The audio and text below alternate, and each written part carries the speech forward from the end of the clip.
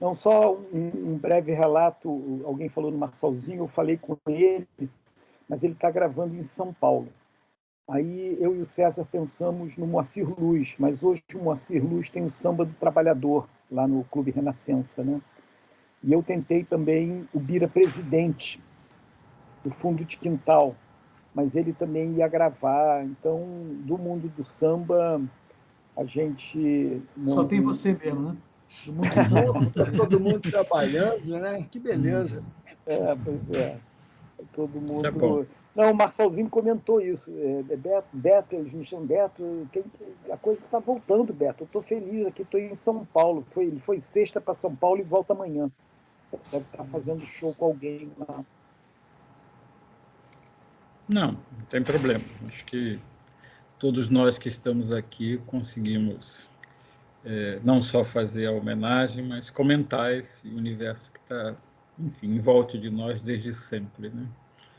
A participação deles seria incrível, porque eles são artistas absolutamente únicos, né? Como se diz no filme, são os que têm o swing. E conviveram bastante com o Monarco também. Né? Sim, isso é que eu acho que assim, para além do que está no filme, é sempre uma honra ouvi-los sobre essa trajetória em comum, né? Apesar das várias origens, no fundo eles eram essa grande família, a grande família do samba que digamos assim, tinha essa afinidade, essa troca de vida para além da troca artística, musical.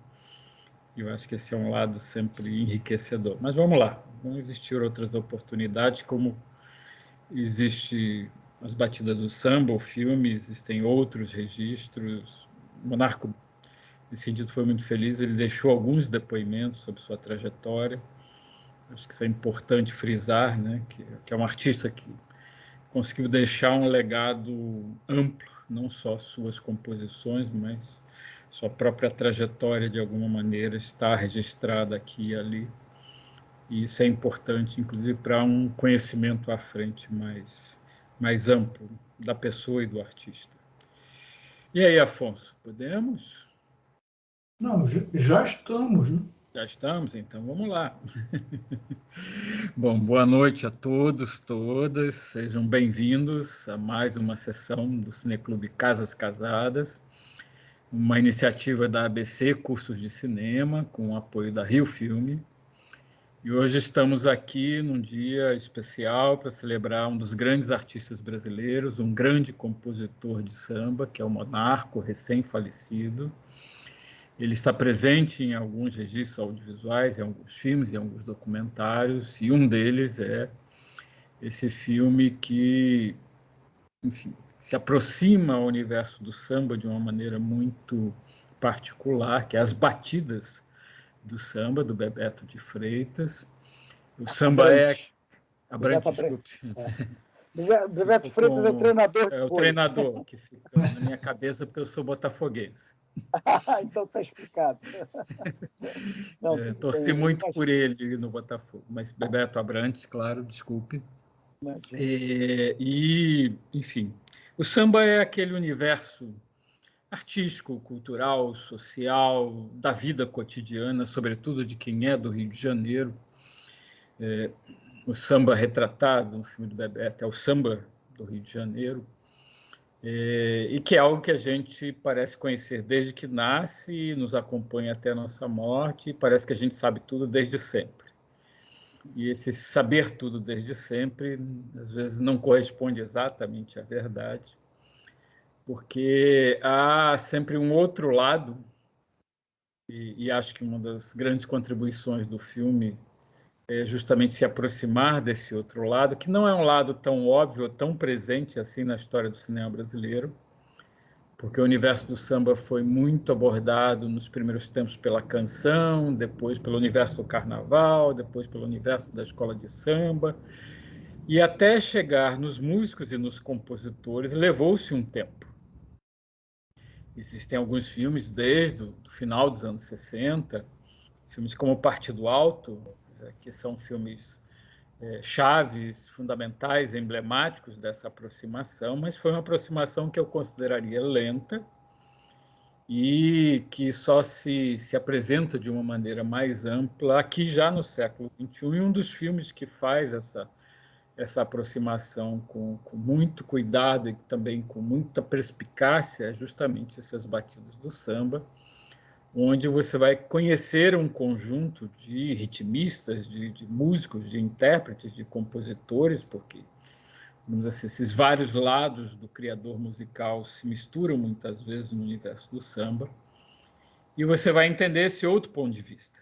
Não é só o ponto de vista do fenômeno sociomusical, mas é o fenômeno da criação musical propriamente dita, e dentro de uma perspectiva que remonta aos primeiros tempos, de uma perspectiva histórica, que eu acho que são, digamos assim, dois elementos fundamentais, duas pedras fundamentais no filme. E eu começaria nossa conversa de hoje perguntando ao Bebeto por que houve essa escolha, por que houve essa armação, por que houve essa percepção, sendo o samba algo que está na nossa vida desde sempre?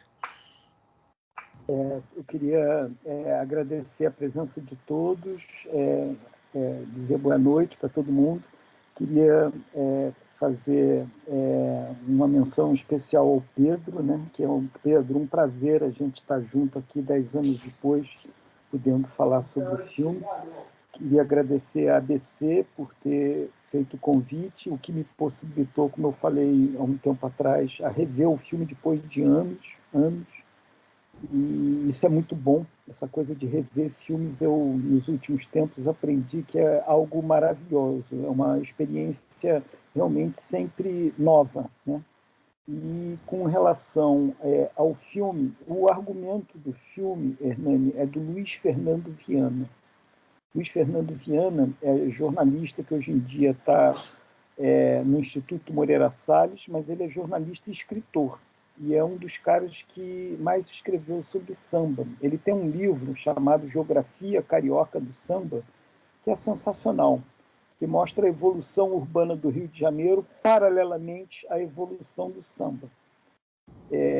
Eu tinha e tenho ainda um projeto chamado Uma História do Samba, de 12 episódios, baseado em jazz do Ken Burns. Nunca foi feito aqui. Eu acho que o Canal Brasil andou fazendo alguma coisa, mas não acredito, posso estar cometendo uma injustiça, não com a amplitude de pesquisa, rigor e com as condições de produção que o Ken Burns certamente teve para fazer jazz, que é uma referência quando se fala no mundo do jazz, né?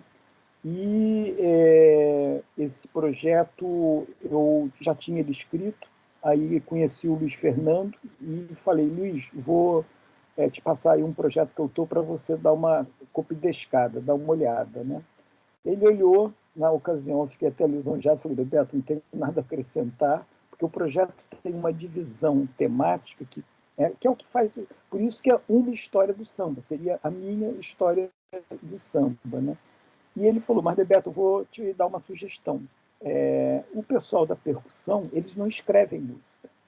Então, existe uma história da percussão, porque o samba é muito associado à percussão, mas nos primórdios era amachichado, era mais com pixinguinha, instrumento de sopro. Não tinha ainda havido a inovação trazida pela turma do Estácio, nos anos 20.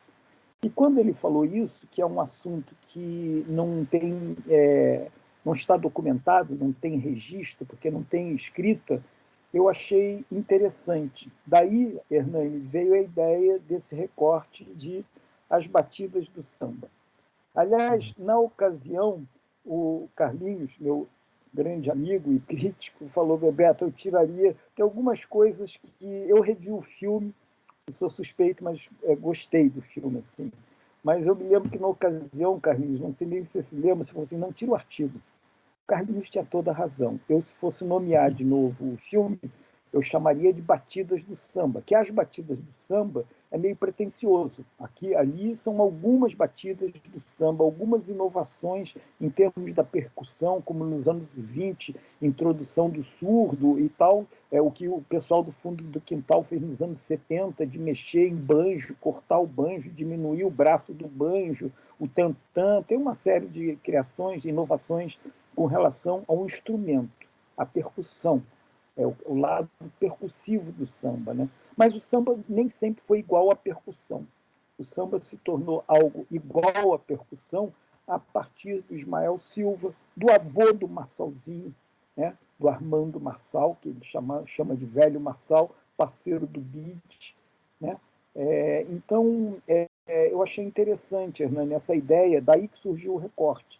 Esse recorte foi sugerido pelo Luiz Fernando Viana, né? E é sempre bom recortar, né? Quando você quer tratar de um universo, recortar é fundamental, é decisivo, né? E aí tem que ter uma certa humildade, um certo despojamento e algum conhecimento sobre o assunto para se fazer o recorte mais potente, né? Porque nem todo recorte também faz com que aquele teu universo que você está reconstruindo, com a sua visão de diretor, de roteirista, seja o mais potente possível, né? Então, eu devo muito a esse recorte ao Luiz Fernando Viana, que assina argumento, consultoria musical e argumento no filme, né? A história é essa, e acho que uma história do samba ainda está por ser contada. Só tem mais, sem me alongar demais, só mais uma questão. Eu, às vezes, pela importância que você muito bem destacou e sublinhou aí do samba nas nossas vidas, eu, às vezes, acho que é por uma questão de grana dos direitos das músicas, porque esse filme ele tem 28 músicas, 28 músicas. Jogo aberto, né? O orçamento desse filme, na ocasião, foi 450 mil reais, né? E só de direitos do intérprete, da editora, da gravação, das 28 músicas, foram 165 mil, ou seja, mais de um terço do orçamento foi gasto para se obter o direito de colocar alguns minutos de cada uma das canções no filme. É a única explicação que eu tenho para ninguém ter feito ainda um projeto, e aí dá para ter 1000 histórias do samba, né? Umas histórias do samba, né? É isso. Sim. Como é que foi recebida essa ideia? Como é que foi sua aproximação e da equipe a esses personagens? Como é que foi, de repente, apresentar essa ideia de que vocês não iam falar do samba pelos grandes compositores ou pelas grandes canções, mas iam falar, de repente, dos instrumentos e dessa história? Como é que foi a recepção ao projeto? Esse filme ele tem uma coisa que eu acho interessante, é que, na verdade, ele tem dois grandes eixos narrativos. É um filme dupla face, vamos dizer assim, no meu entender, porque ele tanto conta a história das batidas do samba, né? Quando entrou o surdo, o pessoal do Estácio, depois, através do Som das Neves e outros bateristas, como isso foi levado para as orquestras, depois o Marçalzinho, que tocou com Pat Metheny durante um ano nos Estados Unidos, e com Caetano, com Paralamas, levou para a MPB, o samba foi se enraizando. Então tem essa coisa das batidas. E não são as batidas, como eu falei, são algumas batidas que a gente achou que seria interessante a gente expor, né? Como é que elas surgiram. Mas tem um outro eixo, esse filme, que é a família Marçal, que é a família mais nobre da percussão carioca. Então, ao longo do filme, tem essa coisa das várias inovações da batidas, mas tem o velho Armando Marçal com bide, e isso está associado à turma de Estácio. Aí depois tem o mestre Marçal, que está associado à rádio lá nacional, onde ele tocou com bide, e às escolas de samba. E, por último, o Marçalzinho, que difundiu mais ainda esse samba entre os outros ritmos, né? Então, tem ali a história da família, subliminarmente, tem uma história da família Marçal, que é dessas famílias de origem popular, assim, mas que tem uma nobreza encantadora, né? Que são patrimônios da gente, né? E quando eu tive a ideia de o Marçalzinho ser o condutor, aí, Hernani, se abriram todas as portas. Todos acharam interessante contar a história do ponto de vista da percussão, porque todos têm uma admiração por essa nobreza da família Marçal irretocável, assim, uma admiração enorme, né? E não sei, com relação à reação da equipe, talvez o Pedro pudesse dizer como é que, quando o convidei, como é que ele recebeu isso, né? Não sei. Mas essa é a história. O recorte foi muito bem aceito, inclusive os músicos, o Paulão Sete Cordas, Esguleba, existe. A gente estava falando aqui que a gente acha que a gente conhece o samba, mas a gente conhece o riacho que está por cima, visível. Na verdade, existe uma bacia hidrográfica do samba que funciona. Nem todo mundo sabe que toda segunda-feira de tarde, às 4 horas, no Clube Renascença, tem uma roda de samba tradicionalíssima. Nem todo mundo sabe que todo domingo, às 5 horas da tarde, no Cacique de Ramos, tem uma roda de samba maravilhosa também. Essas pessoas ligadas ao mundo do samba, elas têm atividades cotidianas ao longo de toda a semana ligadas ao mundo do samba. E o samba, para a gente, para a grande mídia, aparece no carnaval, aparece nos seus grandes expoentes, como Zeca Pagodinho, Dudu Nobre, que, aliás, os dois começaram, isso está no filme, os dois começaram no Cacique, né? Eles iam jogar pelada lá no Cacique, e aí tinha uma hora que o Bira falou assim, agora é música, aí botava todo mundo para fazer a roda, né? Mas, Pedro, desculpa, só quis acrescentar essa informação. Como é que te bateu na época? Até eu tenho curiosidade, nunca te perguntei isso. Vamos lá, Pedro. Bom, cara, esse filme realmente faz muito tempo, né? Faz 10 anos. 10 anos certinho. Esse filme foi lançado em 2011. A gente produziu no final de 2010, segundo semestre de 2010, e em 2011 ele foi para Tudo Verdade. Aí foi... Pois é, eu lembro tudo muito misturado, assim. Mas eu acho que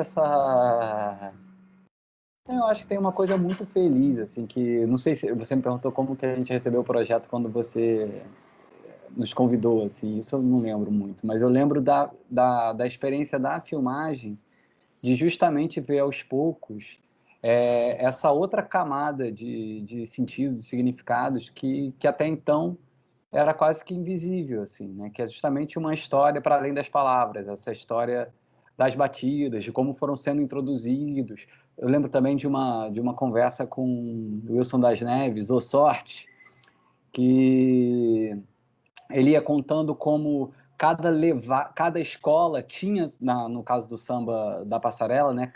Cada escola tinha a sua levada, e cada levada tinha um diálogo com um determinado orixá, enfim...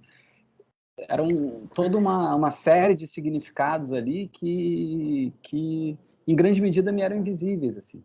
E era muito interessante ver essa história, o samba não como algo com uma essência ou com uma pureza, mas sim com algo como um processo, como uma história, como algo que tem uma trajetória, que foi se desenrolando, que em determinado momento entrou esse instrumento. Eu lembro que tinha uma história... Eu não consegui rever o filme.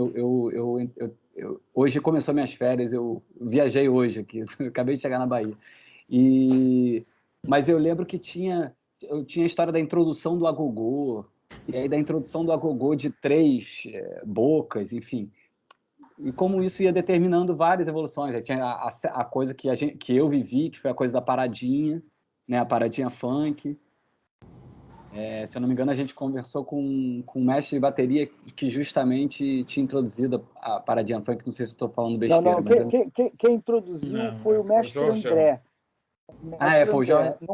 Não foi o mestre André, Hernani? Eu acho que foi o mestre André. No filme, inclusive, é inspirado no mestre André, mas a primeira vez, pelo menos na Avenida, não sei fora da Avenida.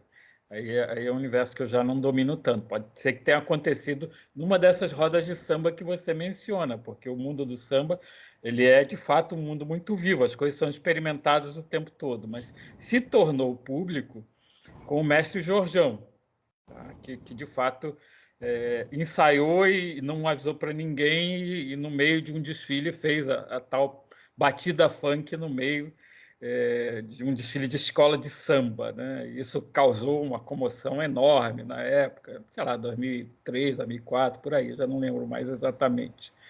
Eu acho que tem um filme do Paulo Tiffenthaler, né, com o Jordão. Sim, é verdade, bem lembrado.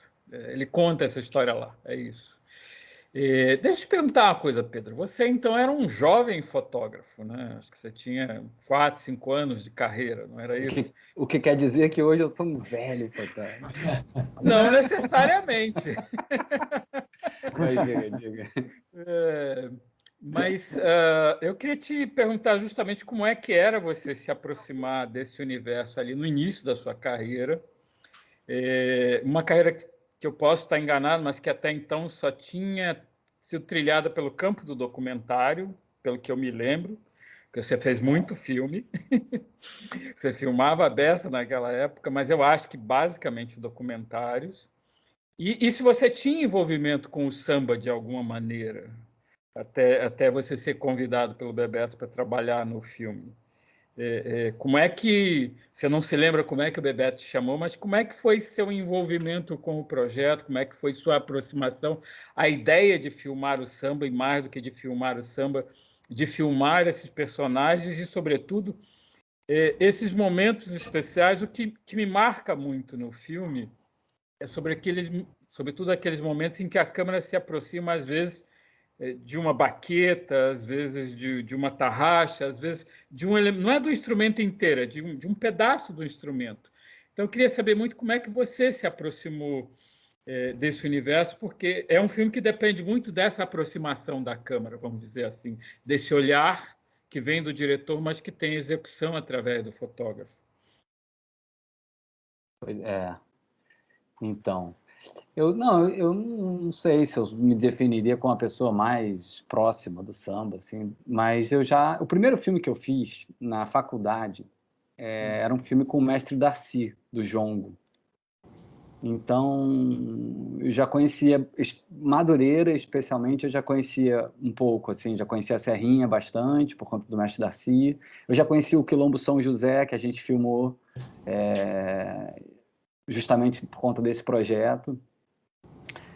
E bom, então tinha alguma aproximação, assim. Eu não lembro mais o que você perguntou, mas Sim. Enfim, seu envolvimento com o filme e sua aproximação a essa ideia de filmar samba. Eu acho que o samba tem uma coisa que é a roda de samba, né? A roda de samba, eu acho que é tipo um luar, tipo o luar, assim, é uma situação meio emblemática para ser fotografada, assim, porque é um troço que não tem centro, né? Então, toda a informação ela está na periferia, né? Então, isso coloca uma série de questões. Então, tinha essa coisa de ver como que era filmado, teve essa opção pela câmera na mão. Acho que a gente teve uma segunda câmera, se eu não me engano, em algumas diárias, né? Que acho que foi a Luiz Boticai, que tinha acabado de voltar para o Rio. E, bom, e tinha esse desafio de tentar contar vou falar aqui umas platitudes de fotógrafo, mas de contar uma história, assim. Acho que a coisa desse desenho muito decupado, assim, né, com muitas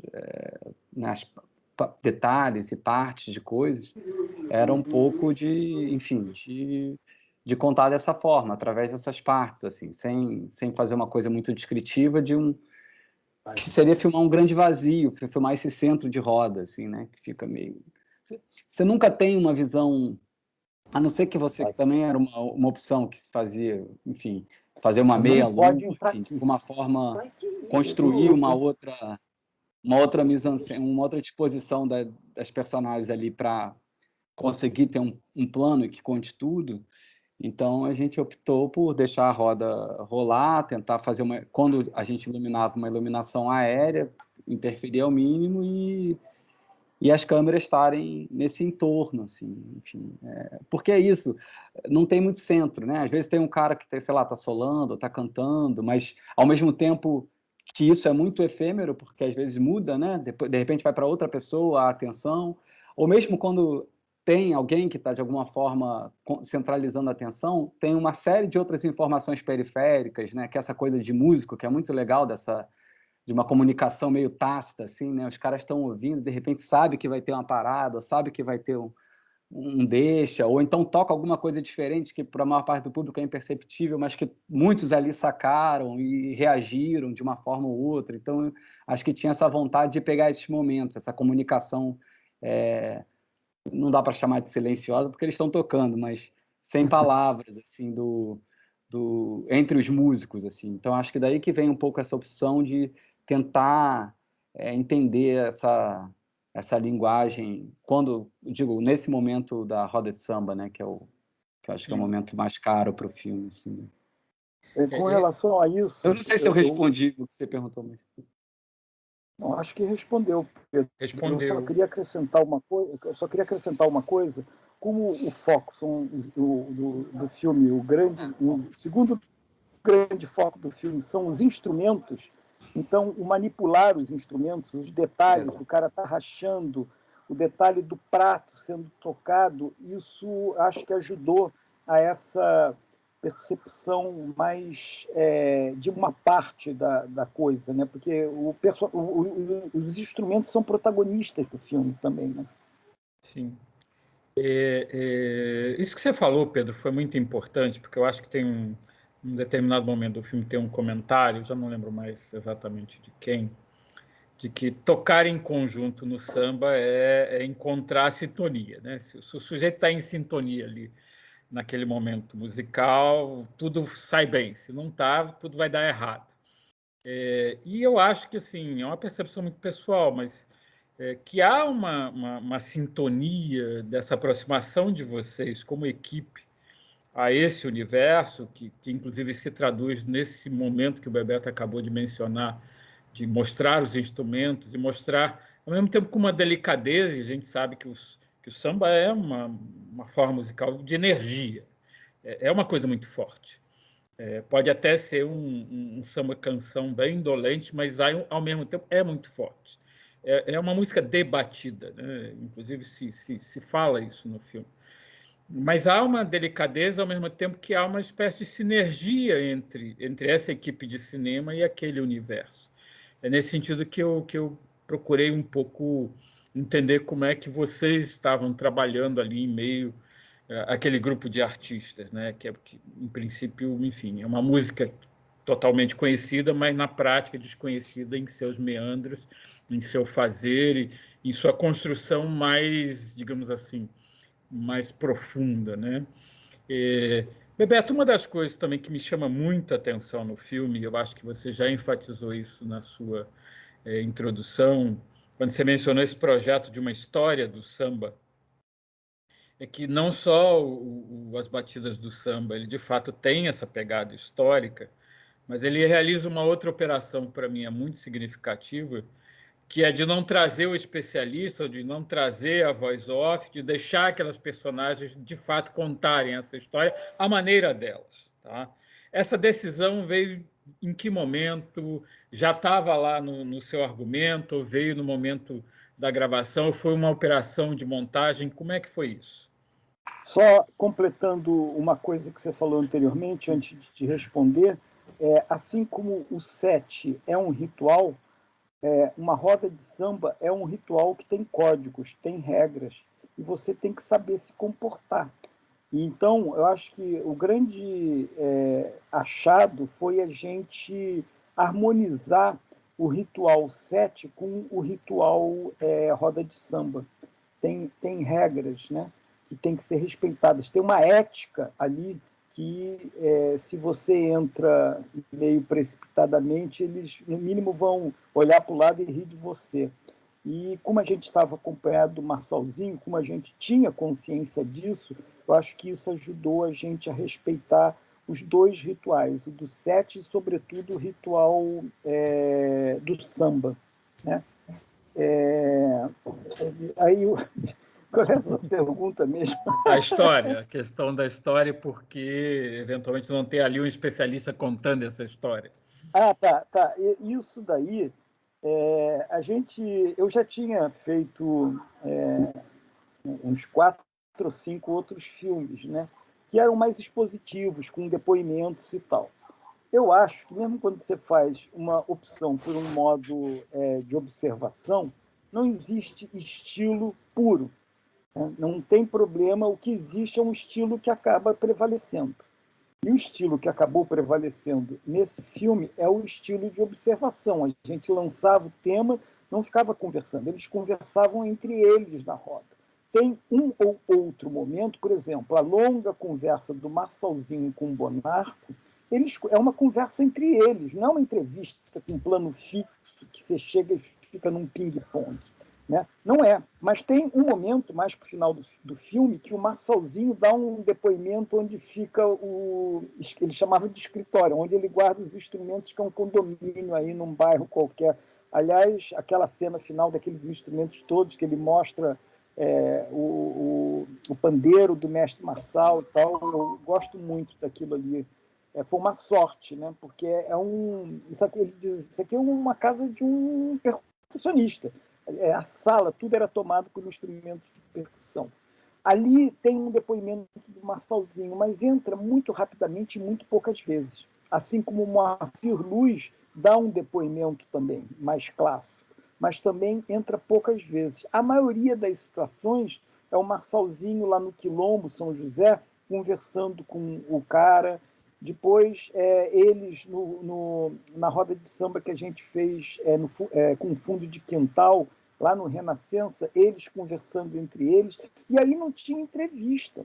Eu sabia que a riqueza viria de deixar eles ali, do protagonismo daquele grupo ali, deles, né? E não de de nós ficarmos fazendo perguntas. Então, sempre houve isso, havia essa intenção, já no projeto está escrita essa intenção de fazer algo que fosse basicamente de observação. Né? Então, e também, já nessa época, eu procurava desbastar, nem colocar em off, e muito menos depoimento de especialistas. Eu procurava colocar depoimento de pessoas que conhecem aquele universo, vivem aquele universo e, em geral, conversando com outra pessoa, em geral, dialogando na frente da câmera. Mas tem ali um ou dois depoimentos, né? Direto para a câmera, mas numa intensidade muito pequena, muito recatadamente. Muito breve, eu diria, né? Porque eu acho que as informações mais substanciais, até mesmo do ponto de vista histórico, nascem dessas conversas, né? Isso. Alguns remontam, lembra quando fulano de tal fazia tal coisa, lembra quando o Noel se ofereceu para completar o samba do Ismael, blá, blá. Enfim, eu acho que ali tem uma história viva do samba que normalmente você não tem acesso, pelo menos através do filme mais tradicional, que eu acho que é um dos traços marcantes do filme. A história oficial tem aquele papo da história dos vencidos, né? Essa história, essas coisas, essas figuras que eles têm maior admiração, que o Monarco cita e tal, é a história dos vencidos dentro da cultura brasileira. A gente desconhece esses ídolos. Eles têm os ídolos próprios. Eles têm as grandes façanhas feitas pelos ídolos próprios. Só que isso para a gente não existe, a gente desconhece, né? Desculpa, Hernani, eu te interrompi. Não, imagina, não. Isso é importante. Um outro aspecto que é importante, normalmente quando se fala samba, isso evocaria de imediato, a questão do som, né? Como o som precisava, na verdade, ser, entre aspas, impecável quando você vai abordar um universo como esse. Como foi a estratégia de som de vocês para, digamos assim, a captura dessas conversas informais que precisavam ter um tempo de espera, mas que você apostava que trariam de forma mais substancial até mesmo essa história maior do samba? Como é que é essa preparação? Como é que é essa execução? Quem fez o som foi a Valéria Ferro. Valéria, isso. Maravilhosa, né? E numas diárias, e sobretudo depois na mixagem, foi o Luiz Carlos Varela, né? Que também é uma pessoa do universo do som, que já trabalhou com todos os grandes artistas da MPB. Uma coisa que essas pessoas é que conhecem muito mais do que eu a coisa do som. O que eu dizia a elas é que os instrumentos são protagonistas. Então, sempre tinha uma lapela colocada particularmente de um ponto de vista que enfatizasse cada um dos instrumentos de percussão. Tinha um boom que captava a conversa geral e tal, e tinha outros microfones também colocados, mas o central era a gente ter um bom som dos instrumentos, por motivos da temática do filme. Eles eram os protagonistas. E a gente fez 3 rodas de samba. A gente teve 2 rodas de sambas produzidas e uma que existe, que é aquela que está no final, que acontece no Cacique de Ramos com o pessoal do fundo de quintal. Aquilo ontem teve lá, né? Eu falei com um empresário de Bira, ele falou, não, porque domingo, não sei o quê. Agora, tiveram 2 que foi a que a gente fez com o próprio pessoal do fundo de quintal no Renascença, que só tinham eles, e ali rola a maior conversa do Bira, do saudoso Birani. Tem não só o Monarco que está no filme nos deixou, tem outras pessoas também, né? O Birani do fundo de quintal, acho que se foi esse ano também, partiu esse ano, né?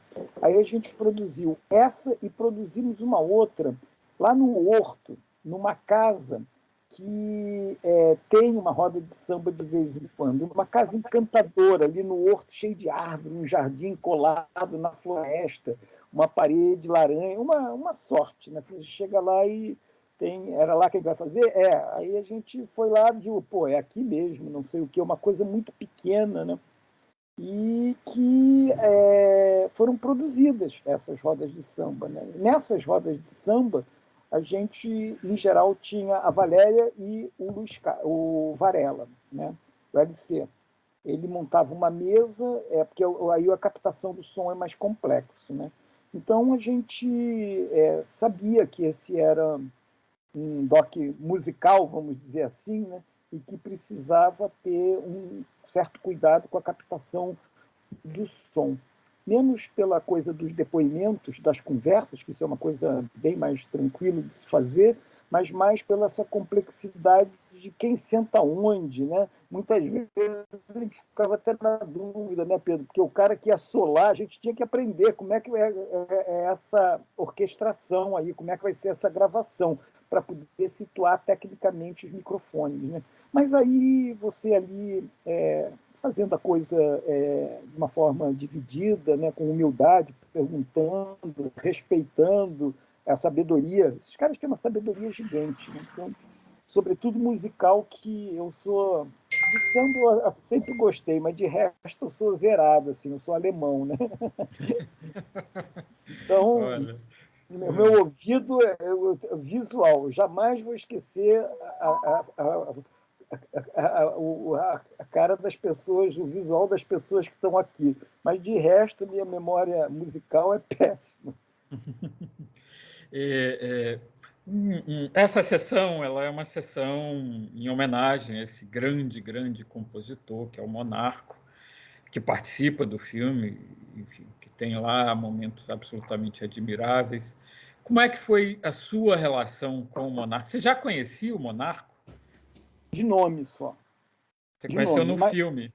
eu conheci no filme, mas o Monarca é isso. Esse dia a gente passou, não sei se você se lembra, Pedro, um dia inteiro lá na quadra da Portela. A gente chegou cedinho e ainda gravamos um ensaio com o Nilo Sérgio, né? Aquele ensaio, eu fico arrepiado só de pensar no ensaio. É uma coisa aquele ensaio, uma coisa. 100 pessoas, você não entende como aquilo se organiza, como aquilo se encaixa, né? E acontece, né? E o Monarco tem algumas pessoas que, eu acho que para todo mundo, não só para mim, você pode nunca ter conhecido ou conhecer só de nome, mas são muito transparentes, muito afetuosas, entendeu? Então, na hora que você encontra a pessoa, parece que você é amigo há 50 anos daquela pessoa, entendeu? E o Monarca é assim.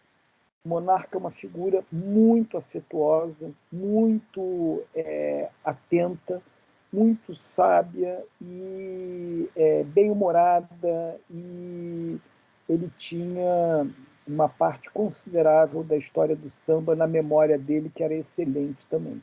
Então ele se lembrava, isso aconteceu várias vezes na conversa do Marçalzinho, de sambas do Paulo da Portela, que ninguém, a maioria das pessoas não sabe que é o Paulo da Portela, né? Que foi um gigante da Portela, daí o nome, né? E ele era compositor. Aí ele puxava uma coisa dessa, e o Marçalzinho, algumas delas conhecia, e começava a cantar também.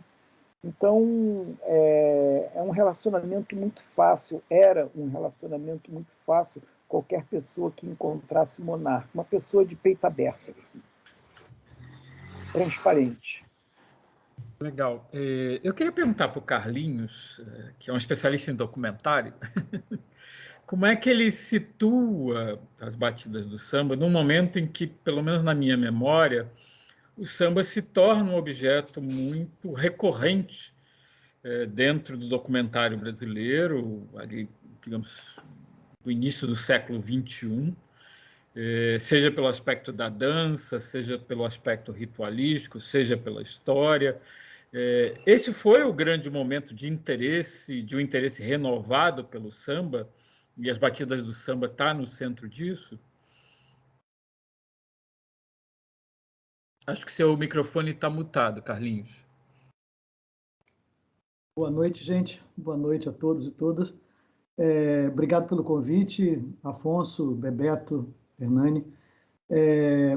Eu acho que realmente o cinema brasileiro tem uma certa tradição, né, de filmes de samba, né? Se a gente pensar lá nos filmes do Leon, desde 69, Nelson Cavaquinho, tal, e Partido Alto, que é o filme que eu acho o parente muito próximo do Batida do Samba, né, que é um filme também que tenta mostrar como é que funciona determinado tipo de samba, no caso, o samba de Partido Alto, mas é um filme que tem um certo didatismo assim, na maneira de apresentar o samba, né, desconstruindo a coisa e tal.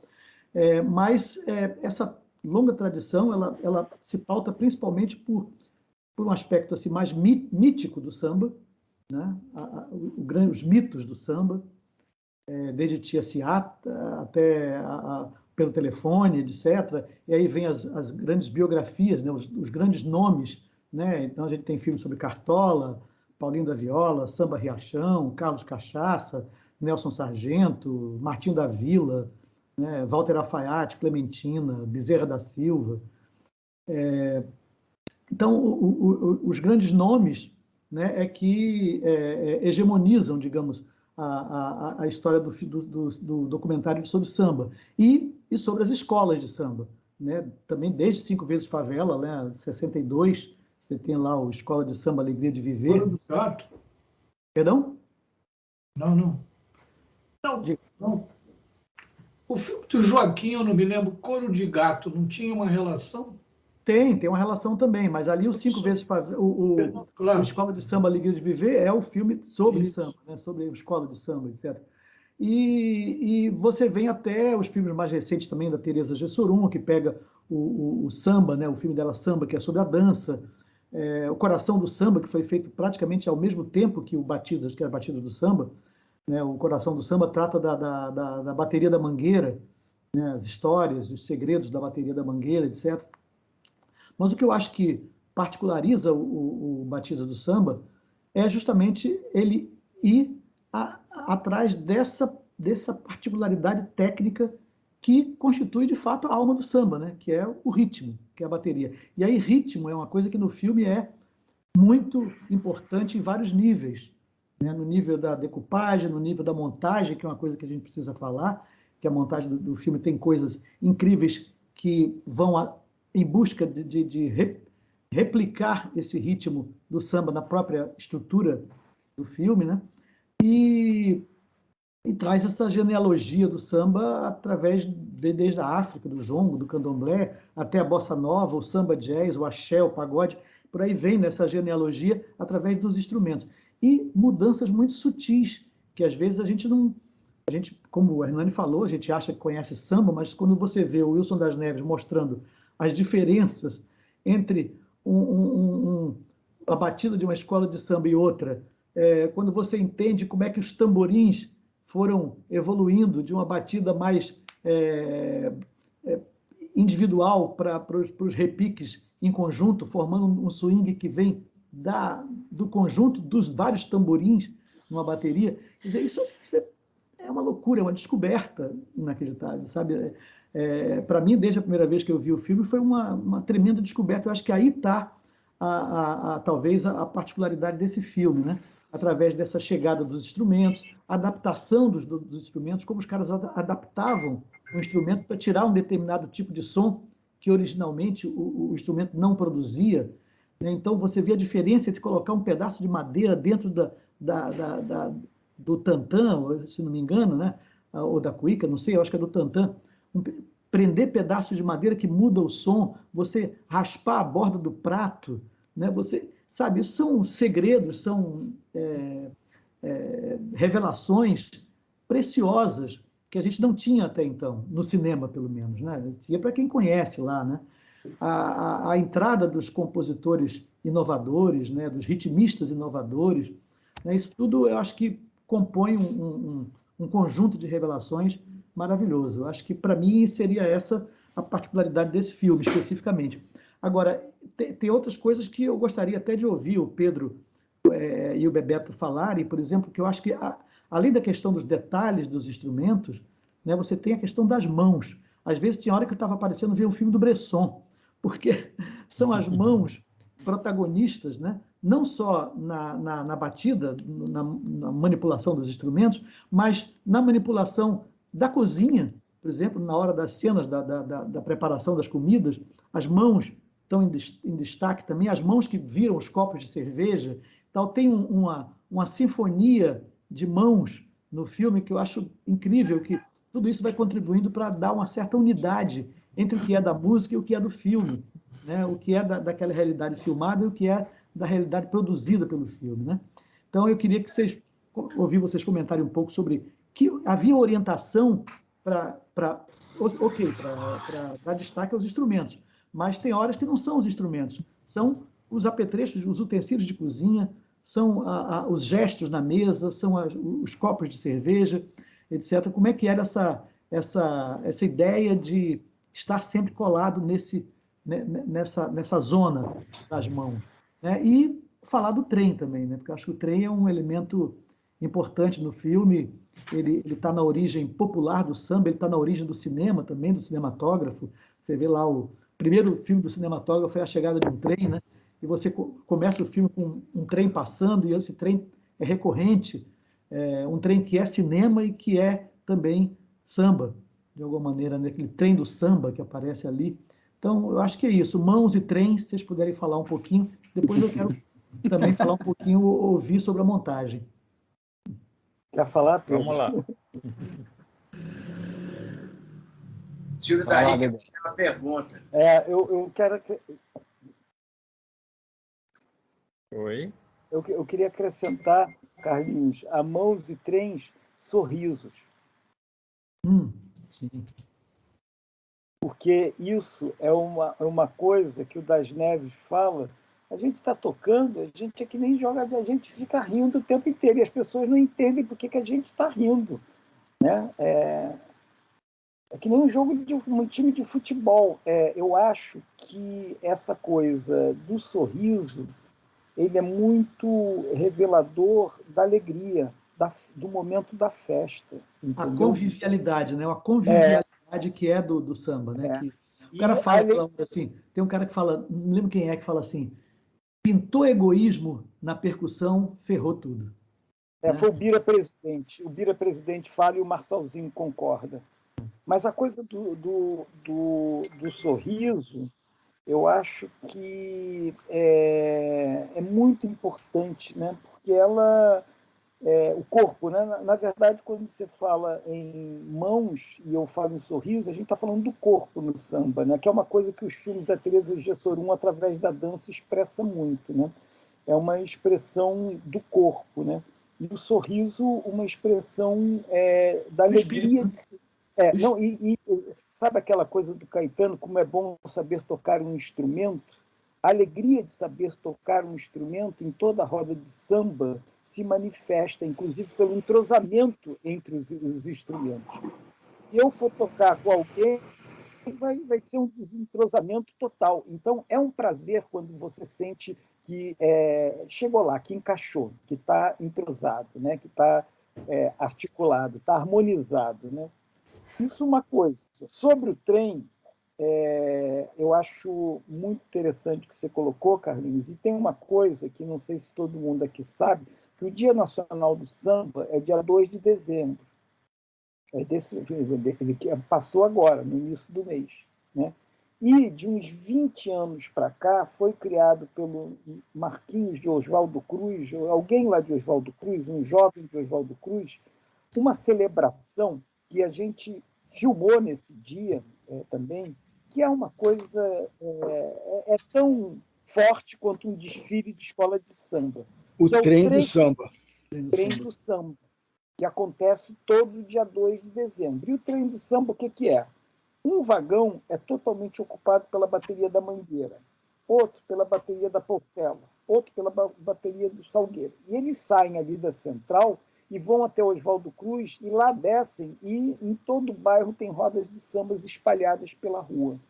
Então é um evento que tem um percurso, é um evento que tem uma genialidade na sua organização, entendeu? Que é a cara do samba, né? E muito simbólico, porque é o livro do Luiz Fernando Viana. Esse foi outro motivo que a gente abriu com trem, a abertura tem trem, e depois, porque a história do samba carioca, ela passa pela central do Brasil, ela passa pelos bairros que foram surgindo ao longo da evolução das periferias urbanas da cidade, entendeu? Então, há um paralelo aí que esse livro é muito legal, Geografia Carioca do Samba, que ele relata isso, ele associa o samba a cada bairro, com a sua particularidade, a sua contribuição dada à história do samba, né? E mãos, eu acho que é isso, né? O instrumento é tocado com mão, né? Se a gente dava destaque, o Pedro dava destaque para detalhes porque eu acho incrível um cara tocando violão, um cara percutindo, como é que o cara não erra, como é que o cara bate no lugar certinho. Eu acho aquilo, para mim, é um mistério, né? E isso não só um instrumento de cordas. No instrumento de percussão, dependendo do jeito que você bate e aonde que você bate no instrumento, aquilo tira um som diferente. E eles vão combinando essas possibilidades, né, de bater assim ou bater assado, de tocar.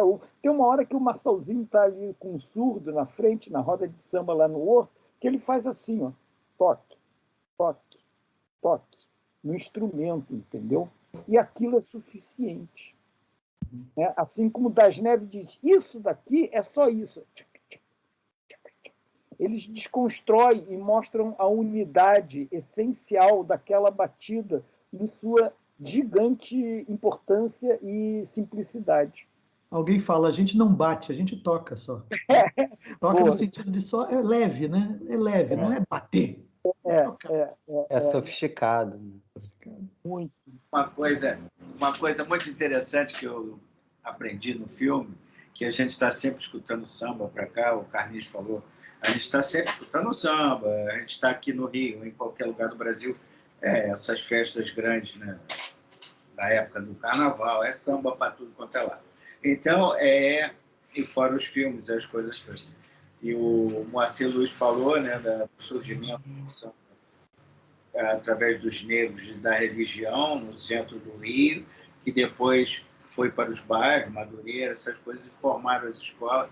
Uma coisa muito interessante que eu vi no filme, que o Wilson fala, é que cada escola, as batidas das escolas, são todas em homenagem a um santo. Entendeu? Então, isso aí quase a gente não...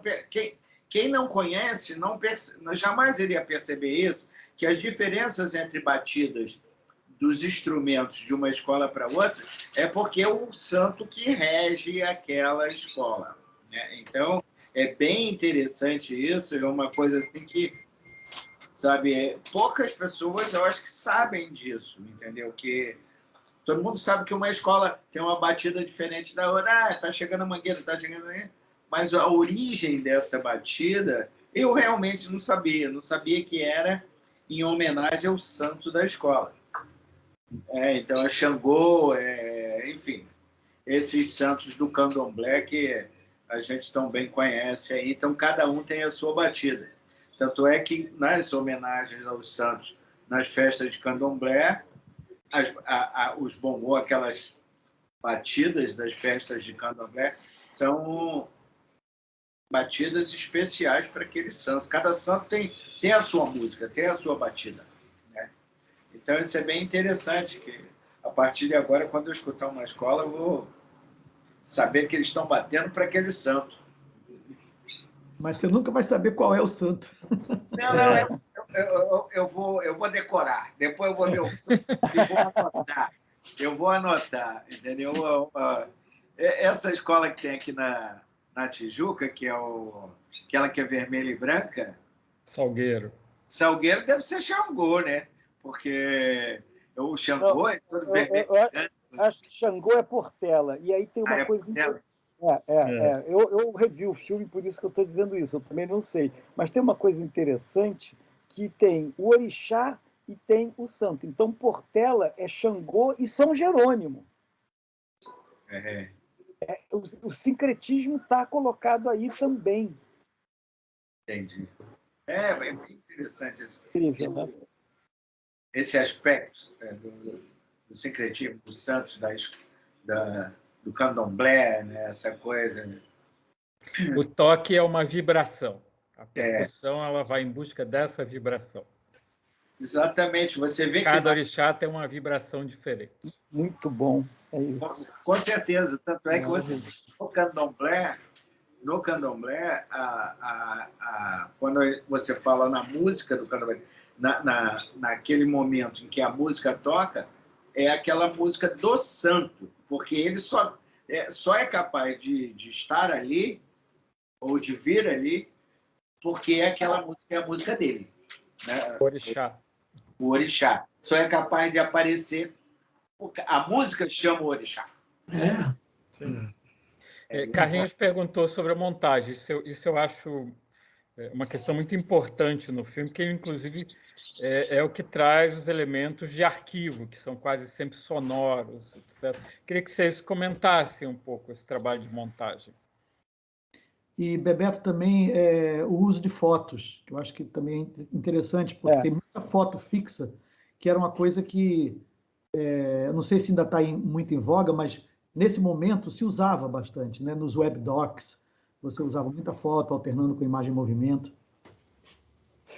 Montagem. Primeiro, um reconhecimento. A montagem é do Marcelo Rodrigues, que hoje está fora do país já há alguns anos, e ele tinha montado já o meu filme sobre João Cabral, Recife, Sevilha, e posteriormente montou o meu filme sobre o Rio Paraíba do Sul, Caminho do Mar. O Marcelo é um bicho da imagem, né? Aí vou falar da coisa menor, a coisa das fotos. Eu descobri, eu acho que existe até hoje, um site chamado Media Storm. Alguém conhece? Já ouviu falar disso? Em inglês, não sei. Media Storm. E o que é o Media Storm? Isso, você conhece, Afonso? É um site. É uma agência, né, que vende arquivo, não é isso? Acho que é um site de webdocs, né? O Zeca Guimarães está aí, pô. Eu acho que MediaStorm é um site de webdocs, não é? De webdocs?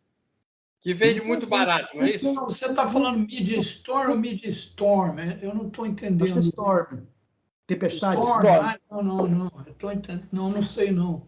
Desculpa a minha pronúncia, mas é Media Storm de tempestade. Né? Tempestade.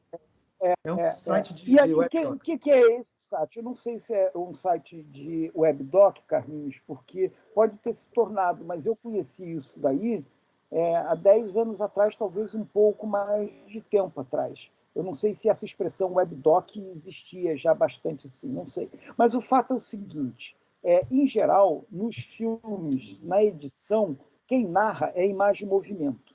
E a imagem fixa entra para ilustrar ou para cobrir alguma coisa que não se tem registro ou que não se pode gravar. E nesse site tinha uns filmes sobre o estado de Iowa, que era o contrário. Eles invertiam na montagem essa relação entre a imagem fixa e a imagem em movimento. Então era foto, foto, foto, provavelmente uma voz off, ou se não trilha. Foto, foto. Aí, 10 segundos de imagem em movimento, de um carro passando. Aí voltava foto, foto, fixando as fotos. Isso eu achei tão interessante, essa inversão da relação entre imagem em movimento e imagem fixa, que no início, sobretudo no jongo, a gente usou muito isso, entende? São várias fotos paradas, fixadas por algum tempo, e aí entra uma imagem em movimento, aí volta a foto. Isso é uma coisa da montagem e que tem a ver com esse Midstorm, onde eu vi esses filmes que faziam essa inversão na montagem do papel que cumpre a imagem fixa e a imagem em movimento. Quem narra é muito mais a imagem fixa do que a imagem em movimento. E, Bebeto, algumas dessas imagens fixas eram quadros de vídeo, frames, né? Frames que eu fixava. É muito oportuno Pedro, algumas não. No jongo, todas. Eu não usei uma foto de arquivo, foto. Eu só frisei todas as imagens que você fez. É muito oportuno o Hernani e o Carlinhos terem chamado a atenção para a montagem, porque esse filme, quando vocês falam da fotografia, parte da fotografia desse filme é a montagem, assim, porque é isso, o cara pegou frames parados, ele transformou muito a imagem. Ele fazia eu não sei se isso ficou no filme no final, mas eu lembro dele fazer algumas marcações de luz, assim, também, né? Ele era um montador bem cheio de artifícios, assim. Ele mudava muito a coisa, sabe? Assim, bem cheio de artifícios, e ideias e obsessões. Cheio de gingas. Cheio de gingas. É verdade, Pedro, é verdade. E aí, outra coisa da montagem que me chama muita atenção é aquilo que Carlinhos e o Silvio falou. Eu não tenho nenhum preconceito com a tua entrevista, Silvio Tendler, lá no Na Real desse ano. Não tenho, eu uso mesmo. Quando e eu relendo a tua crônica, Carlinhos, tua crítica, você usa a palavra didático. Eu, quando fui rever o filme esse fim de semana, eu estava morrendo de medo da cena em que o Marçalzinho, com um grupo de percussionistas, ele explica surdo 1, surdo 2, não sei o quê, e eu sabia que o Das Neves fazia isso, mas sabia que o Das Neves era encantador. Mas fiquei com medo, será que vai ficar, eu vou achar didático demais essa coisa? Quero dizer o seguinte, Carlinhos, é didático, mas é dinâmico e dançante, porque são 15 minutos, ali entre 50 e 1h05, 15 minutos que tem o monarca conversando com o Marçalzinho, o monarca conversando com o Marçalzinho, e eles explicam, dizem como se faz algumas coisas. Tem o Marçalzinho conversando com esse grupo de percussionistas, e ele dizendo, a cuíca, não sei o quê. Tem o Das Neves na bateria explicando todas as batidas. Só que, além disso, ainda tem o ensaio e o desfile que a gente gravou.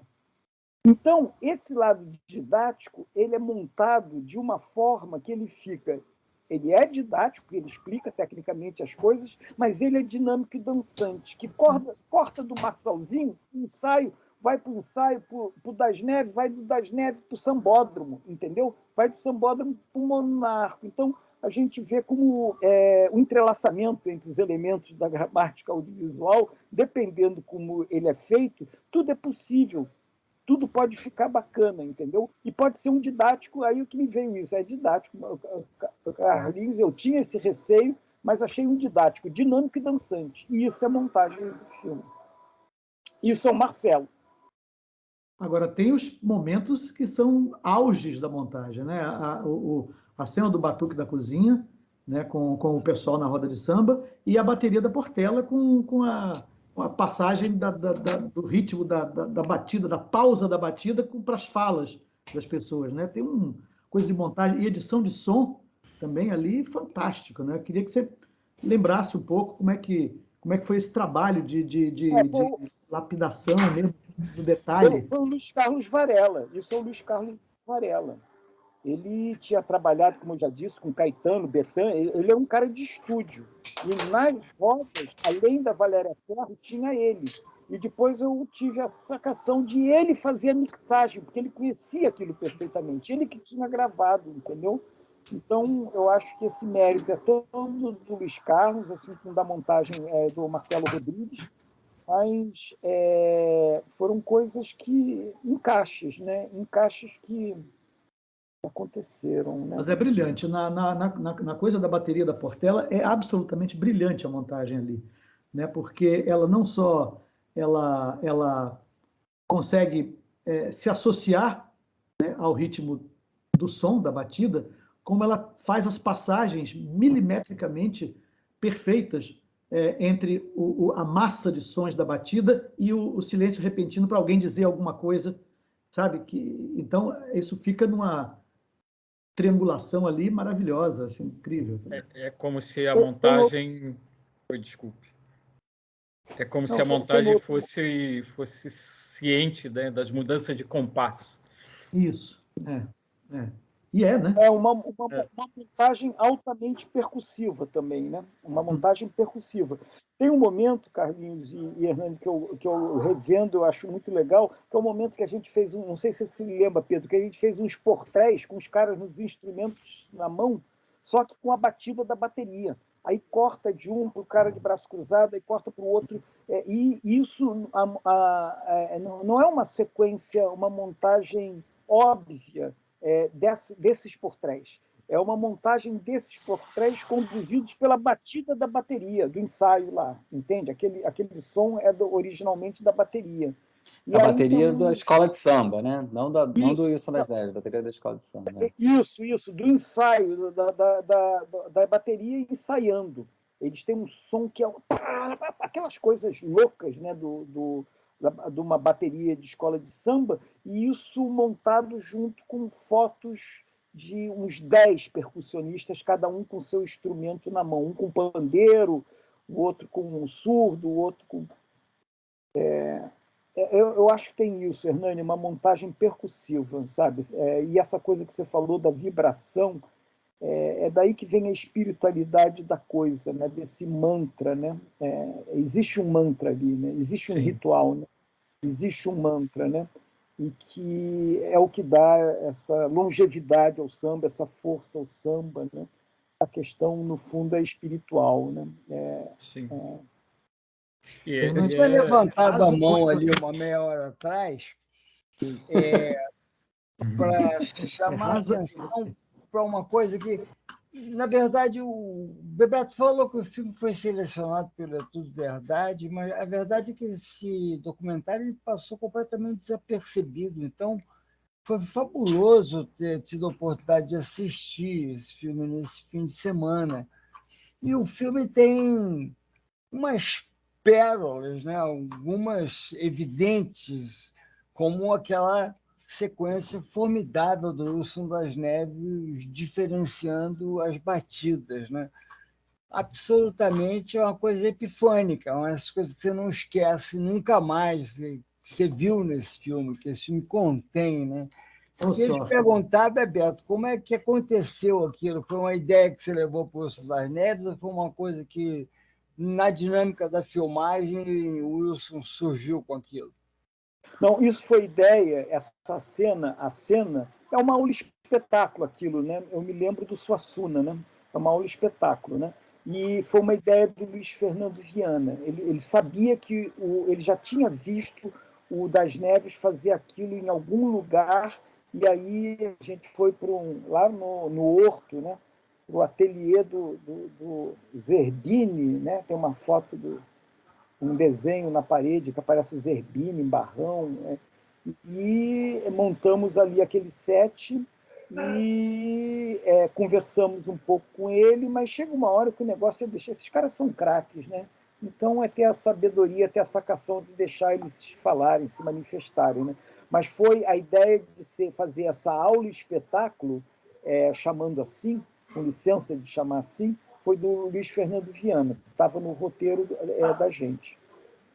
Que o Bebeto fica contando essa história de cinema de observação e tal, e tá tudo super certo. Mas o Bebeto, ele sempre tinha um caderninho, uns papéis, isso era muito massa, assim, né? Eu digo assim, ele estava muito atento para ver se as coisas que iam ser ditas, enfim, coisas que ele que queria saber, enfim, tinha uma direção, não era simplesmente as coisas acontecendo na frente da câmera, né? Assim, tinha uma preocupação em contar várias histórias ali, não em dizer o que as pessoas tinham que dizer, nem como, mas assim, né? De saber que haviam coisas ali que tinham que ser cobertas de alguma forma. E eu falo disso porque você estava dizendo, eu realmente era bem super jovem, era exatamente 10 anos mais jovem, e isso é algo que me impressionou. Acho que foi uma das primeiras vezes que eu vi assim um documentarista que é roteirista também. Então, que são para mim as figuras mais fascinantes do cinema, né? Os roteiristas e os montadores, assim, que em geral são as pessoas que têm mais uma noção do todo, assim, né? Então eu lembro muito disso, assim. Eu não lembro se era um caderninho ou eram folhas soltas, mas o Bebeto estava sempre com umas coisas anotadas e sempre olhando e eu vendo, e as coisas acontecendo, a coisa fluindo, mas sempre, enfim, ali acompanhando a coisa. Estava todo orgulhoso de ter um filme de observação, aí você... Não, mas tem observação. Filme de observação. Eu estou dizendo que... Estava contente de observação direto. Poucos filmes de observação são realmente observação, né? Mas é preciso se preparar para observar. É isso. Não tenho dúvida. Não tenho dúvida.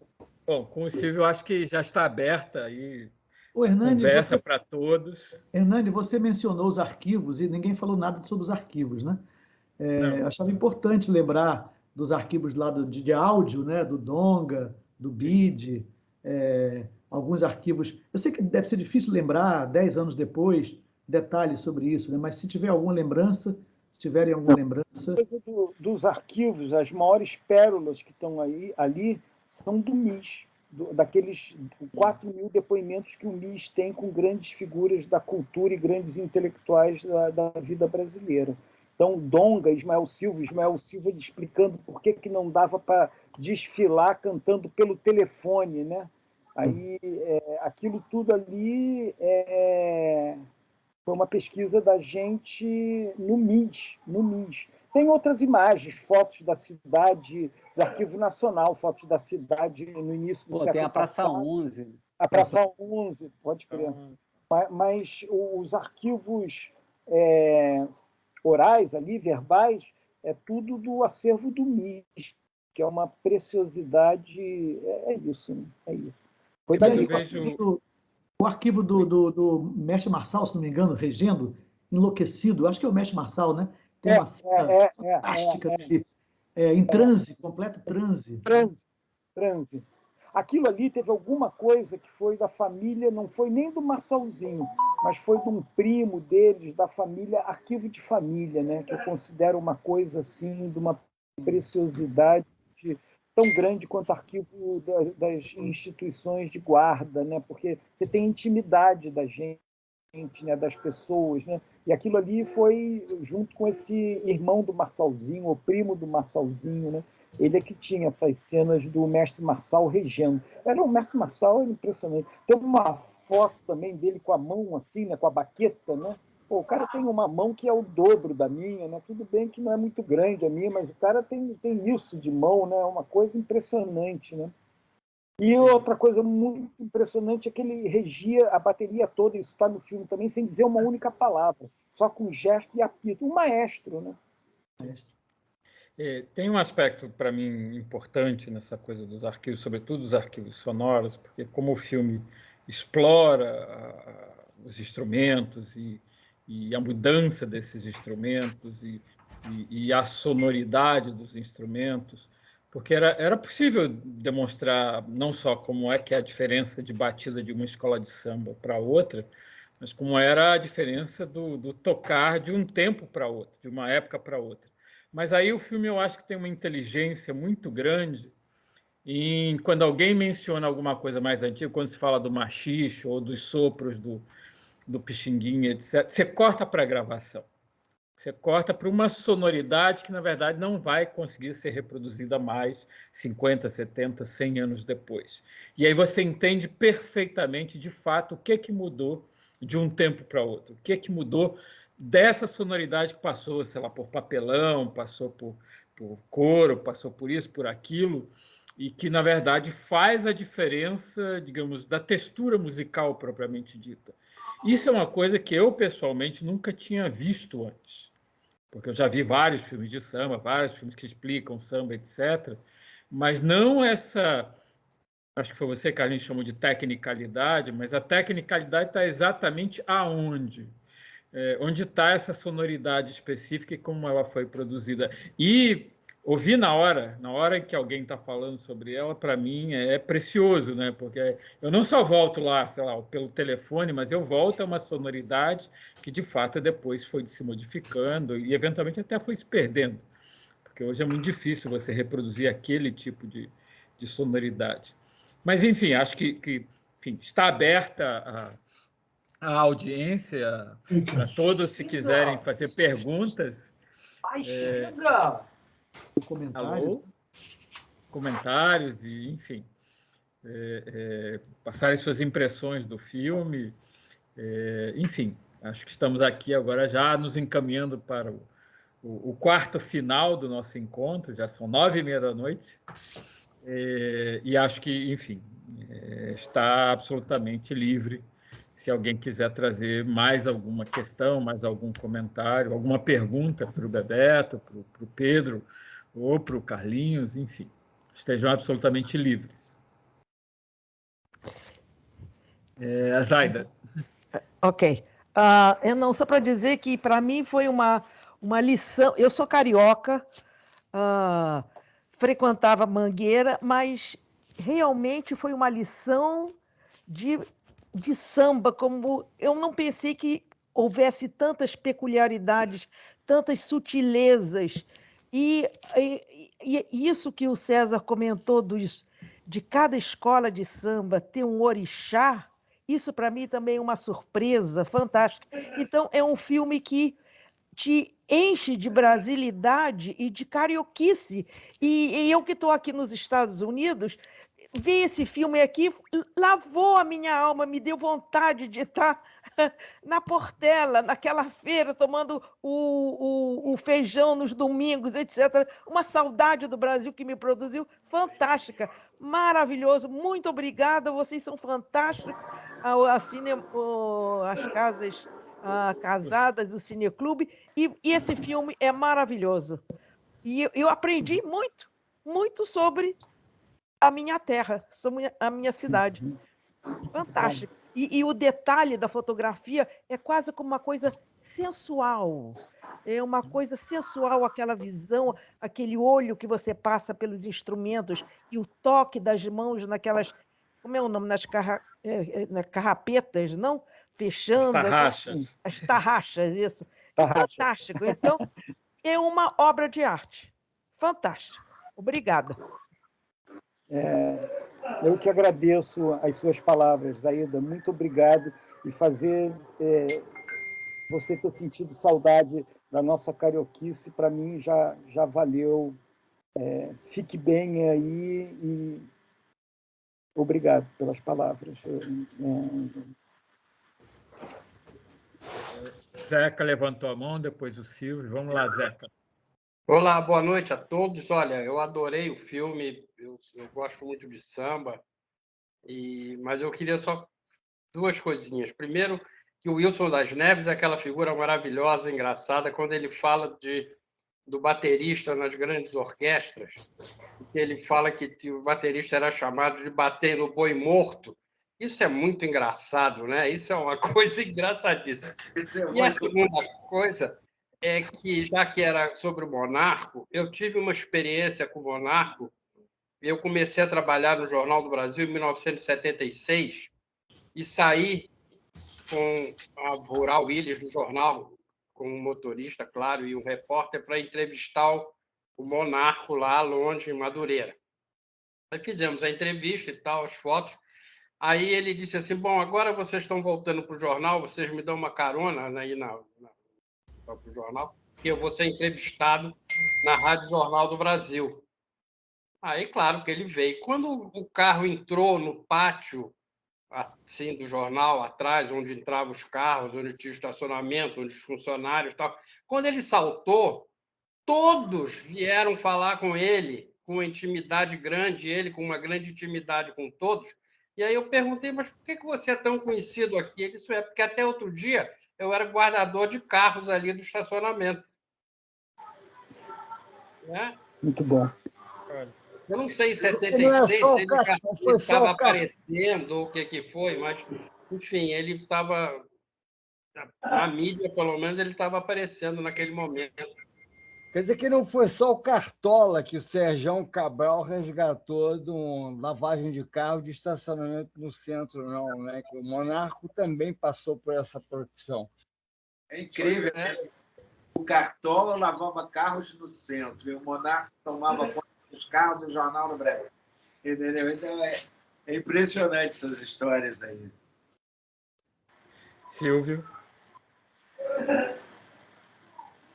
Não, levantei a minha mão naquela questão lá de trás do Wilson das Neves, da aula das batidas. Eu não estou me inscrevendo, não. É porque sua mão ainda está levantada, assim como a do Zeca. O Nelson Sargento era pintor de parede também, né? Sim. Parede. Tem uma história muito engraçada que uma vez o Arthur Omar e a Ivana Bentes, que são um casal, estavam precisando pintar o apartamento deles, em Laranjeiras, e o porteiro indicou. Eu conheço o pintor, aí indicou e fizeram contato lá, o tal de Nelson, não sabia quem era. Aí, de repente, toca a campainha, alguém está com a coisa aberta aí, com o microfone aberto. Aí toca a campainha no apartamento na hora marcada, o Arthur Omar abre a porta, é o Nelson Sargento. O Nelson, que vinha pintar o apartamento, é o Nelson Sargento. Imagina a situação, né? Aí o Nelson fala, não, mas eu vim para pintar o apartamento, porque eles não queriam mais que o Nelson pintasse. Queriam conversar, queriam tomar cerveja. Não, eu vim para pintar o apartamento. Olha. Mais perguntas? Eu vou me permitir voltar uma coisa que o Bebeto... Perdão. Diga, Pedro.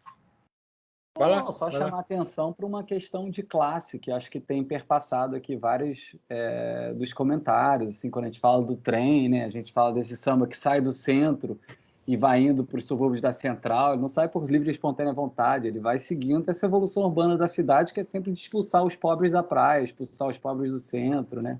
E, enfim, certamente também não era uma opção lavar carro ou ser guardador de carro, ou ser pintor. E lembrando que o Nelson Sargento era pintor também, como editor não só de parede, digo, de quadros, né? Como editor dos prazeres também, que era compositor e pintor, enfim. Só a gente, enfim, lembrar um pouco isso aí de como o Brasil ainda trata os seus artistas assim, maiores, né? Os nossos especialistas, que o filme do Bebeto é recheado de especialistas. Só que não são especialistas de fora, são especialistas de dentro, né? Mas são... Quem mais, né? Marçalzinho, pô. Acho que um dos grandes destaques do filme, da feitura do filme, foi conviver com o Marçalzinho, que era uma figuraça, assim, maravilhosa, assim. E quando o samba volta para a Zona Sul, já volta sofisticado, né? É a bossa nova, é o samba jazz. Quer dizer, ele foi se afastando, e quando ele volta com a roupagem já de classe média alta, né? Isso é engraçado também, né? E essas histórias, né, que você falou, Pedro, Heitor dos Prazeres. No outro dia eu estava aqui no shopping Copacabana e vi um quadro do Heitor dos Prazeres ali, assim, o cara vendendo lá, não sei o que lá. Aí eu fui perguntar, porque tem muita gente aqui que tem muito conhecimento de arte, que tem muita loja de antiguidades, essas coisas. Aí eu falei assim, tem um quadro do Heitor dos Prazeres bem ali, cara. O cara tá vendendo na calçada. Perguntei para um cara mais conhecido meu. Ele falou, pode comprar, mas isso aí não é do Heitor, não. Eu falei assim, mas por que não é? Ele falou assim, porque o que acontece é o seguinte, uma das coisas mais difíceis é um quadro do Heitor dos Prazeres real.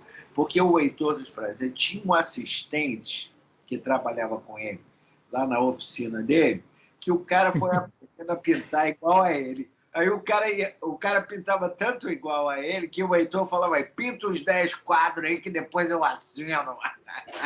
Mas o filme do Leon Richman já aborda isso. Ele tinha, na verdade, um ateliê ali, tinha um coletivo. Ô, Silvio, desculpe, o Antônio Carlos Fontoura, eu fotografei esse filme.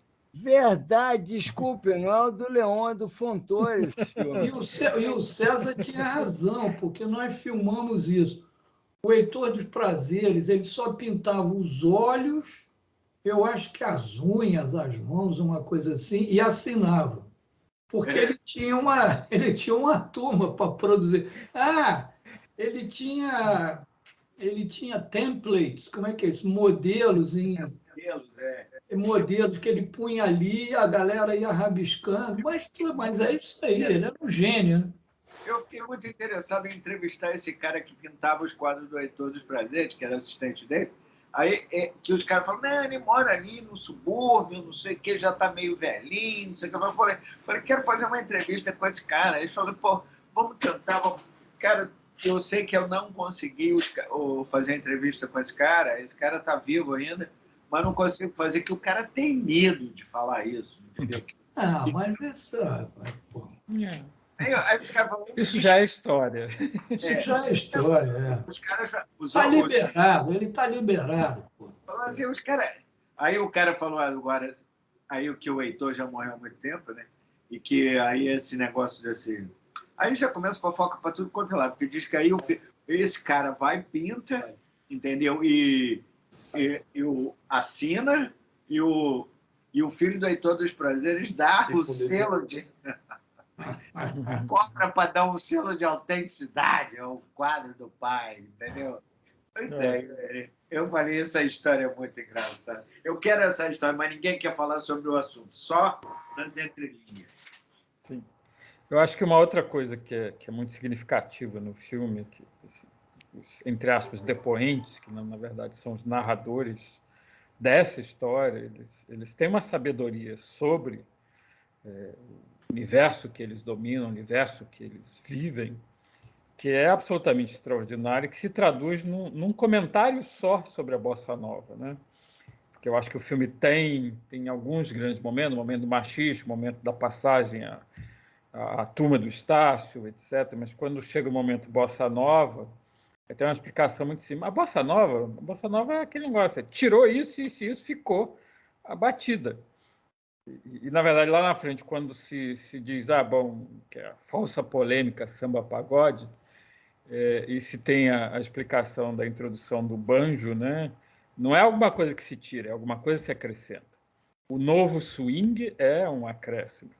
E essa percepção, que é uma percepção absolutamente não só adequada, mas perfeita, revela uma consciência do processo, da evolução histórica, etc., que eu acho admiráveis, que eu acho que assim, não só a capacidade de escutar a musicalidade do outro, mas entendê-la em toda a sua dimensão, uma minúcia realmente extraordinária. E aí eu queria perguntar uma coisa para o Bebeto, que ele inclusive incorpora isso ao filme, né? Porque houve essa, digamos, falsa polêmica entre samba e pagode, e em um determinado momento alguém diz, não, tudo bem, mas pagode não é samba. Eu até respeito eles lá, deixo eles lá, mas para mim, eu vou ser sempre adepto do samba. Essa incorporação do fundo de quintal, da questão do pagode, etc., que era muito forte ali no início do século XXI, né? Havia muita discussão em torno disso. Ela me parece, apesar desse depoimento, me parece alguma coisa muito pacífica no filme. Há uma compreensão de que não há um antagonismo ou, digamos assim, você saiu da trilha do samba, né? Como se o pagode não fosse samba. Isso vem do Luiz, isso vem da conversa com todas aquelas pessoas. Como é que isso, na verdade, se incorporou ao filme? Se incorporou ao filme, Hernani, através de uma compreensão que o samba é um patrimônio cultural, mas é algo vivo. E por ser algo vivo, ao longo dos tempos, ele vai sofrendo adaptações e mudanças. sendo que, a partir de um dado momento, ele é como se o samba fosse um tronco de uma árvore, né? Mas, a partir de um dado momento, e aí o Marçalzinho foi uma pessoa fundamental, ele se irradia, ele se espalha por vários galhos, né? Ele entra no rock, por exemplo, né? Entra lá no Paralamas do Sucesso, ele entra na MPB, entra no Caetano. Não existia essa presença do percussivo nesses outros ritmos. E o samba, ao fazer isso, ele vai incorporando e mudando, né? O dito pagode, a origem do dito pagode é o fundo de quintal, nos anos 70. Aí depois é que girou, aí depois o mercado se apropria daquilo e vai fazendo as reproduções todas, entende? Vai tudo virando pagode, e pagode é o que vai vendendo mais, etc, etc, etc.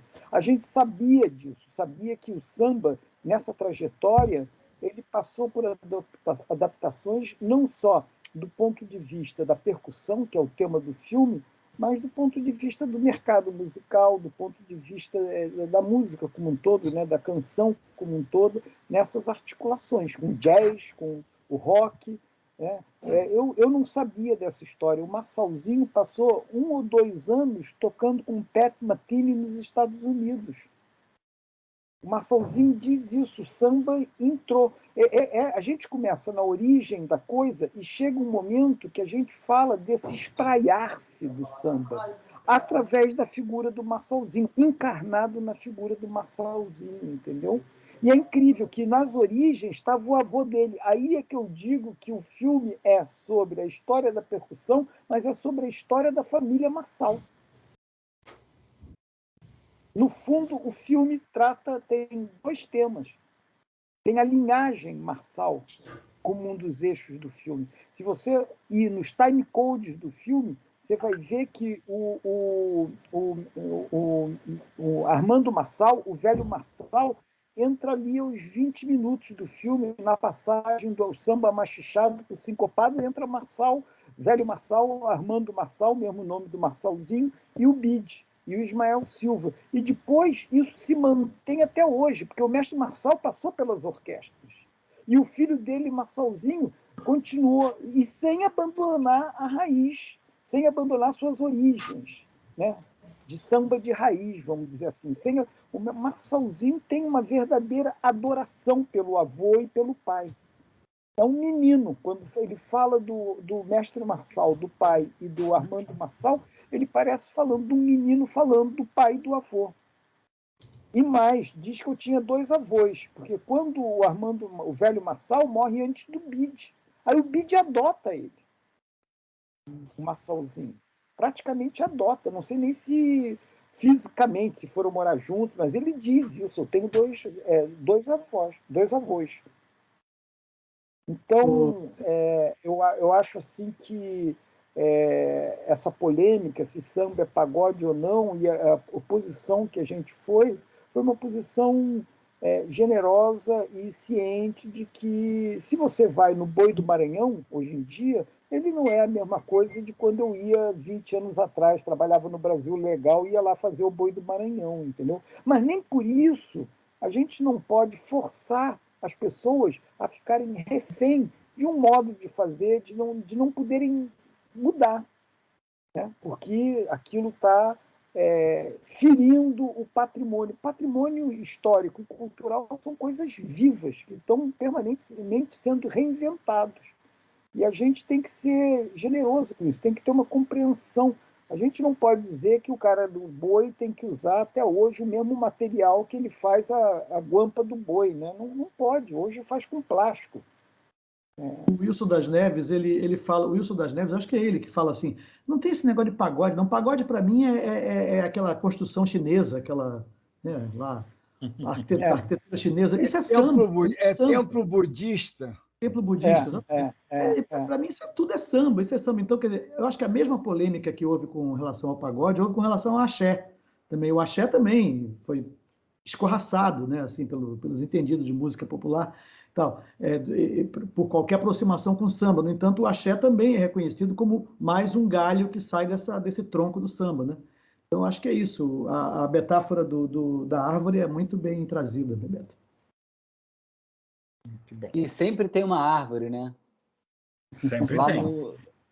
Né? Lá no Birca, No como é que é? Cacique de Ramos. No Cacique é em torno de uma árvore. A sombra da árvore. Sempre tem uma árvore. As rodas sempre acontecem ao pé de uma árvore. Você filmou, inclusive, a sombra da árvore no chão, a sombra das folhas no chão também. Eles cantam, eles têm uma música que fala ali da sede do cacique, fala da tamandareira, que chama de tamarineira, né? Tamarineira. A jaqueira da Portela. Sempre tem uma árvore. Essa tamarineira existe. Na época que a gente foi lá, tinha essa tamarineira lá. Tinha, tem planos que mostram. E não é à toa, é porque fora da árvore é quente pra caralho, é muito quente, assim, né? Assim, é verdade. As rodas são todas da árvore. Questão de sobrevivência. Olha, eu aconselho vocês a ver o Partido Alto, rever o Partido Alto, está no YouTube, né, o Partido Alto do Leon, que é um filme que está nessa linha aí evolutiva do Batido do Samba, e tem esse problema, Pedro, de como filmar uma roda de samba, né? Porque ali parece que eles tinham uma câmera só e ficavam quase que em plano sequência, tentando acompanhar o que acontecia na roda de samba, deslocando de um para o outro, do outro para o um, e vai e volta, e pega um pé, e vai para um braço, e não sei o quê, só com uma câmera. Então, esse desafio de como filmar esse evento sem centro que você falou, está muito presente lá no Partido Alto como desafio para o cinegrafista. Isso mesmo. Mais perguntas? Ô, Hernani, eu não sei se quem Diga. tem interesse, mas eu vou aproveitar para divulgar aqui no Cineclube Casas Casadas que o entrevistado do Roda Viva da TV Cultura essa noite é o Caetano Veloso. Opa, pessoalmente, vou sair daqui para lá. Beleza. Outra coisa. Da música para música. Diga, Afonso. Não, só para dizer que nós vamos então interromper, pelo menos até agora, a programação até dia 10 de janeiro, onde nós vamos retornar com os últimos curtas que foram produzidos pela ABC Curso Cinema, da última turma, trimestre E precisamos de críticos. Vocês estão todos convidados como críticos no bom sentido. Os alunos gostam de ouvir, né? Olhares críticos, né? Então, importante, vocês estão todos convidados. E a gente quer um feliz ano novo para todos vocês, um feliz Natal, vocês e suas famílias. Pô, Pedro, fantástico você estar aqui, Bebeto. Poxa, obrigado, pô. Foi um privilégio ter. Zeca, saudade, Zeca Guimarães. Viu? Obrigado, Afonso. Saudades também. Volta sempre, pô. Obrigado. Todos vocês. Tomara que o Caetano não fale muito de política. Ah, mas só vai falar. Ele costuma sair tanta merda. Bebeto. Carlinhos, é fora. Segura aí, Carlinhos. Caetano é um dos faróis da minha geração. Falando sobre qualquer coisa, ele sempre consegue ser brilhante. Vocês não vão conseguir ver Caetano se o Silvio e o Carlinhos ficarem falando sobre esse assunto. Vai ter que ter outra Casas Casadas agora. Não, nós fazemos uma só para ele. O ano que vem vai ser só isso. Vai ter Cineclube e vai ter um outro departamento aqui. Nós vamos criar. Pessoal, obrigado Feliz Natal, gente. pela Obrigado presença de todos Feliz vocês. Natal. Feliz Ano Novo para todo mundo e que continuem trazer o Brasil para todo mundo. Vamos continuar. Obrigado, Bebeto. Obrigado, Pedro. E lembre-se que no dia 10 tem filme que você escreveu, o roteiro. Dia 10, Hernani escreveu o roteiro? A Zaida é praticamente contratada para escrever tudo. Até parece. Obrigada. Dia 10 tem um filme seu. Olha, maravilha. Não vai ser o primeiro, hein? Bom, Obrigada. boa noite a todos. Obrigado. Feliz Natal, feliz Ano Sensacional, Novo.